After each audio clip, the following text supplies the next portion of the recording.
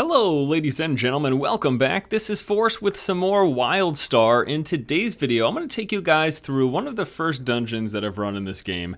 It's a level 20 dungeon that goes by the name of Stormtalon's Lair. I'll take you through some of the trash mobs as well as all of the major boss fight mechanics, and then just talk with you a little bit sort of about my experience.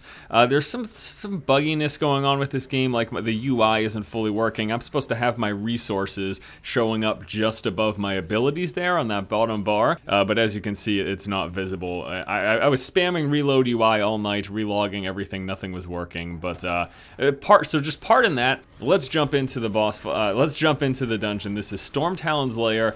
This is the first trash pack. Trash packs are actually pretty significant in this game.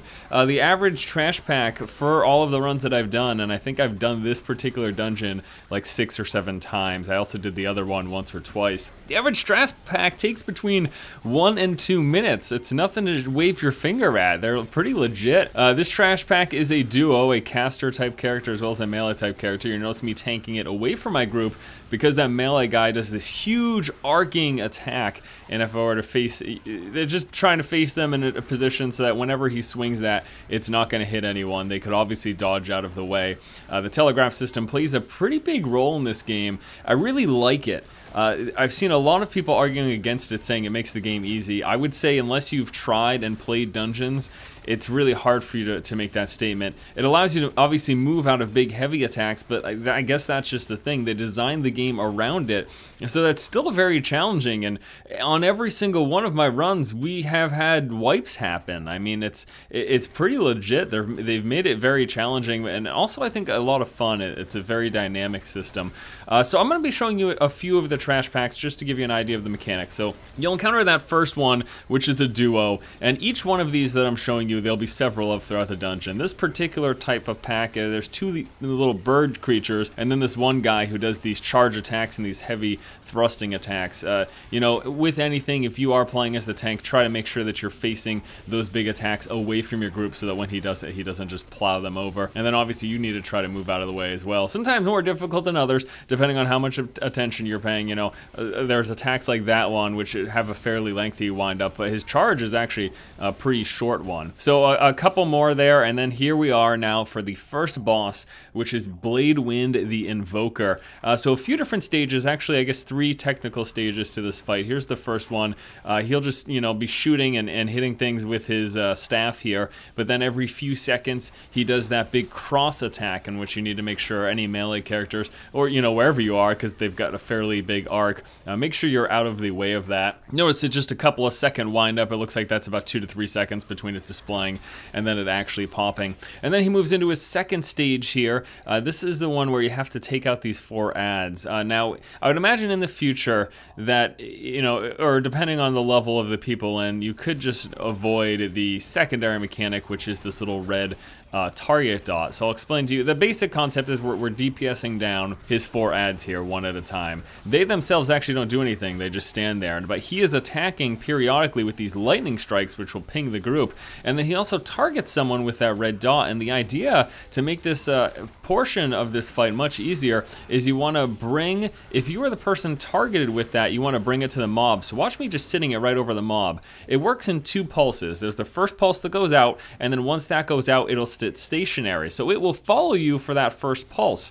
And in that instance, you want to move the dot, the red circle, on top of the ad, because when it explodes, it will damage anything it hits, including these enemy minions that you're DPSing down. I think here in this third mob, I get targeted a few times as well. Targeting appears to be entirely random, but here you go. So I'm targeted, I let the first dot expand, it stops, and then I can move safely out of it, and it'll hit the ad, dealing a ton of damage. So to make this, again, you don't have to do this. You could still just DPS these guys down, but obviously you don't want the fight, you don't want the duration of this, you want it to be as quick as possible. So to assist with that, I get that extra DPS by putting that dot right on top of the target. And you know, not everyone, even when we explain the mechanics, not everyone quite gets it. So you'll see a few people miss it or accidentally pull it away from the ad, or just like an instant like that right there. But I found that as long as you explain these mechanics to the group, if you've got a bunch of people that are new to it, which, you know, obviously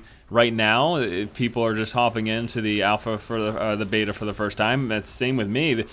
This day when I did these few runs was the first day I'd ever done this fight. This is the third phase now, so he's got all these orbs circling around that are from the second phase, and I'm not positive, but I'm assuming the longer phase 2 goes on, the more of these orbs will be here. And then he moves into this where he's got that huge telegraph attack, and there's only a small portion of the boss fight area that will be safe, and you want to try to make sure you get in there. And I do end up getting taken out here. I still showed this because it was a successful boss clear that we actually attempted to clear just before this, and which the entire group wiped on phase 2. And that's why we're sort of putting so much emphasis on that phase, because it can definitely be, if people aren't paying attention and don't try to get that target attack, that red circle onto the minions, then the fight will extend, and the longer it goes on, sort of the worse it gets for your group. But we do end up, the remaining players here do end up taking him out in just 1 second, and there you go. You can see the loot that drops. Pretty good with some Moxie and Insight. Not really the stats that I want for tanking though, so I ended up passing on that. And after that fight, we've got another room with some more ads. However, you've already seen this trash pack, so I'd like to move on to another one that you haven't seen. Here's these Tempest type trash mobs. They are typically, it's just a single one, but they've got a few different things that they do. Number one is this big charge attack, which will leave that streak on the ground, which you don't want to go through. There's electrical damage, and then he'll also randomly target someone with that big, massive area. So yeah, the telegraph attack system, I can certainly understand people saying it would make the game easier, but I have to tell you, man, from experience, I feel like it just makes these fights more dynamic than can really be in other MMOs, or that have been in prior experience. I mean, this is my first dungeon. Like, there are some crazy, awesome mechanics in this dungeon that, honestly, like, it's the type of things that I remember experiencing raiding in WoW when I was a hardcore raider of that game. Like, we're seeing that in the first dungeon, these interesting types of mechanics to avoid. And that's really exciting to me. I'm really looking forward to seeing what endgame dungeons are like. All right, here's the second boss now. I believe it's pronounced like Aethros or something like that. He is a Tempest-style character. He's a big whirlwind. He's got some whirlwinds with him.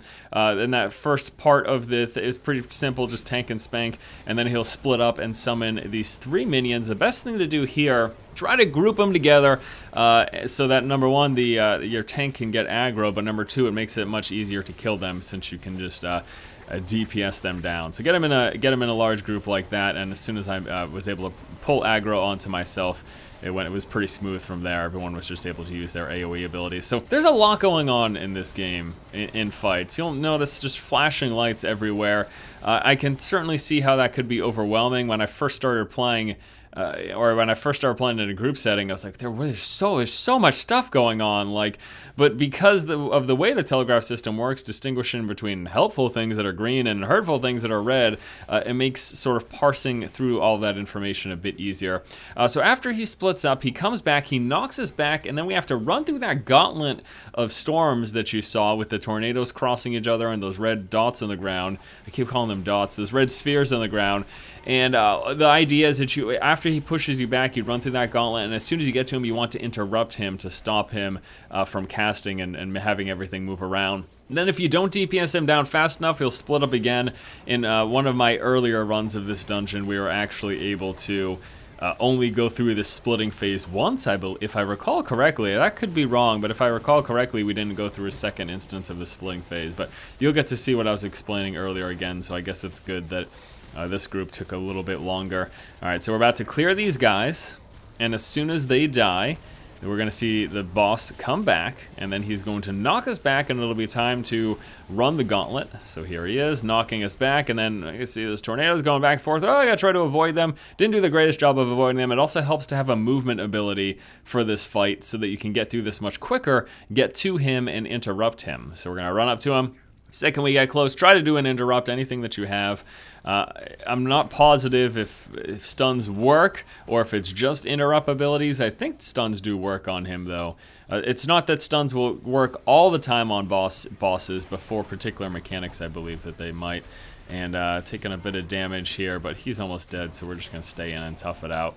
And then giant explosions, and then the boss with some loot. Lots of those signs of errors, and here's a weapon. Unfortunately, I can't use it, so we end up passing on that. And there's one final trash mob that I want to show you before we move on to the last boss here. This particular type of mob hits very hard on a single target. I always take significant damage from him, but he also has a second mechanic in which he will randomly target someone and cast just massive damage. I do believe he can be interrupted for that. So if you have it, you should use it. You'll see it in just 1 second. I believe anyways. Here it is. So he turns around, targets someone, and just lays down massive damage. A lot of times, people die during that thing. In fact, the person who was there just died. So I don't know if it's just something that the healer has to heal through as much as possible, or if it can be interrupted. I remember people in one of my groups telling me it could be interrupted, but I had also tried stunning it a few times, and that didn't appear to work. So it's maybe it's only other type of interruptibilities. Okay, and after that, a couple trash mobs, first 2 bosses. Here we are with the final boss. Just a fair warning, the actual dungeon run on average took 45 minutes to an hour. I'm cutting out, obviously, you know, wipes that might happen, as well as just a lot of the extra trash. Like, you don't need to see every trash pack. I'm sure that'd be pretty boring. I just wanted to give you some of the general mechanics of the various types. But here we go, the final boss. This is Stormtalon. Very cool fight, very cool fight. So start off like normal, just fighting him. He'll drop some red stuff on the ground, but then he knocks everyone back and pulses in that tornado, and you need to interrupt him as soon as you get to him. So he knocks you back and stuns you. You've got to do the stun break mechanic, then sprint to him and try to interrupt him before that storm pulls all the way into your group.